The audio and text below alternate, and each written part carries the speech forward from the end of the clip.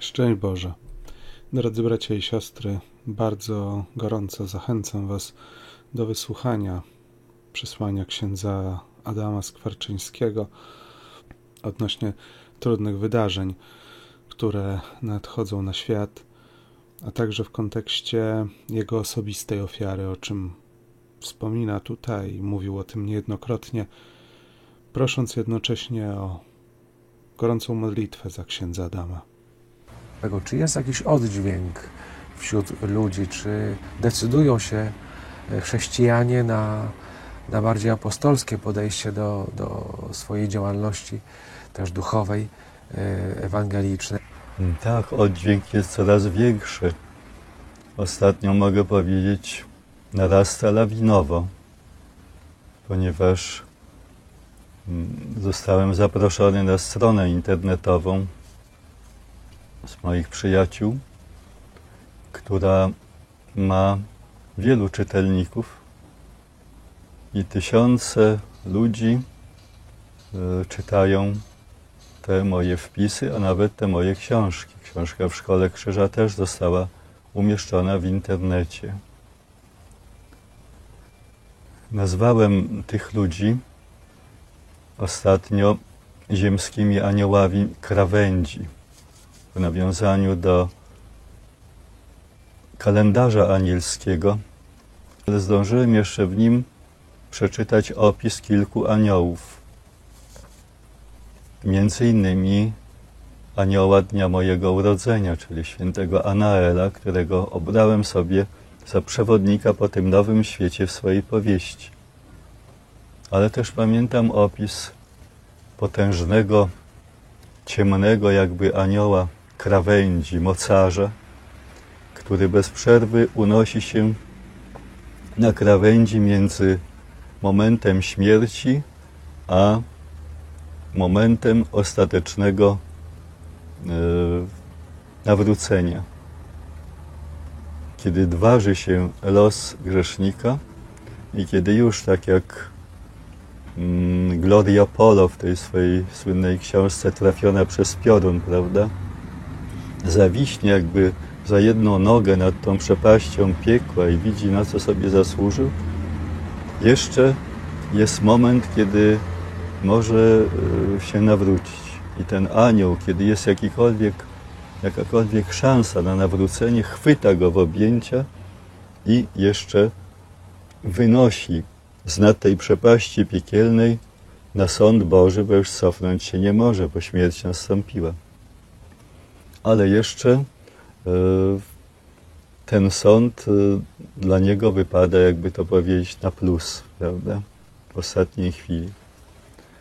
Z tych ludzi, którzy ofiarują siebie, swój codzienny krzyż, a nawet swoje życie w zjednoczeniu z ofiarą Chrystusa, za tych, którzy w krótkim czasie staną na sądzie szczegółowym, a to będą wszyscy ludzie ziemi, zachęcam właśnie tych, którzy to potrafią zrozumieć, żeby się za nich ofiarowali. I mam takie orędzie, które otrzymałem od Matki Bożej dla siebie osobiście. Ty teraz nie proś Boga o wiele, ale proś o wszystko. O wszystko. Czyli nie ma znaczenia, czy ty modlisz się o nawrócenie bliskich ze swojej rodziny, czy modlisz się o nawrócenie 7 miliardów ludzi, którzy są na ziemi. Bo Bóg jest niewyczerpany w swoich darach i dla Niego nie sprawia różnicy obdarzyć łaską kilku osób czy kilku miliardów.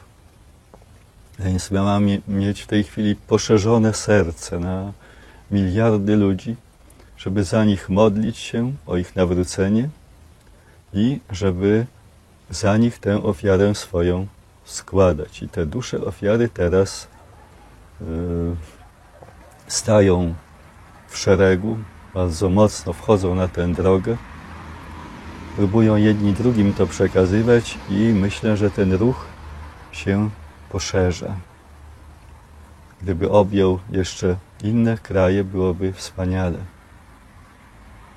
Ludzie wprawdzie słyszą naukę o krzyżu, bez którego do nieba wejść nie można, ale gdyby wiedzieli, że w najbliższym już czasie wielu może być uratowanych przez ich ofiarę, bo ten moment sądu się zbliża, to by zdobyli się na heroizm. Więc nie prowadziliby takiego zwykłego życia, aby tylko przeczołgać się przez te swoje różne wydarzenia życiowe, tylko rzuciliby się w wir apostolstwa poprzez swoją ofiarę. Jestem przekonany, że bliska już moja śmierć, o której wiem, będzie ludziom potrzebna.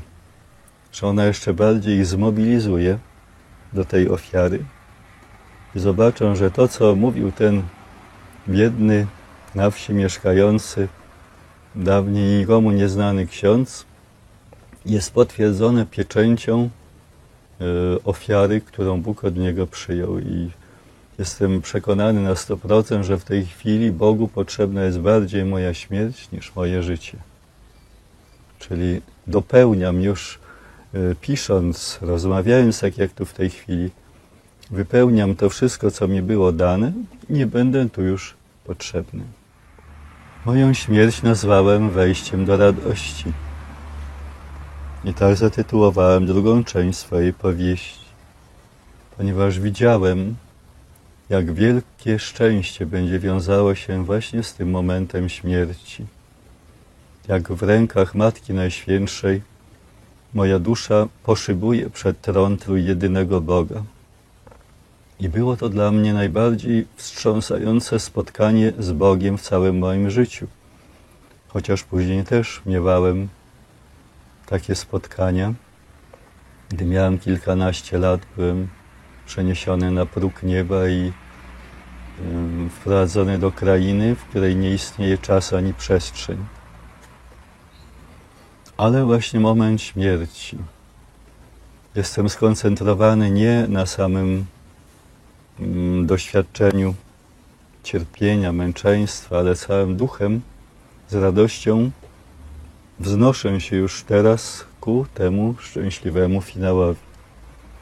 Na tej podstawie pisałem o męczeństwie jako o czymś, co powinno być dla ludzi upragnione, a nie zatrważające. W internecie w ostatnim czasie napisałem do kapłanów, którzy powinni przygotować się na męczeństwo, ponieważ ci opętani, ci sataniści w nich przede wszystkim uderzą.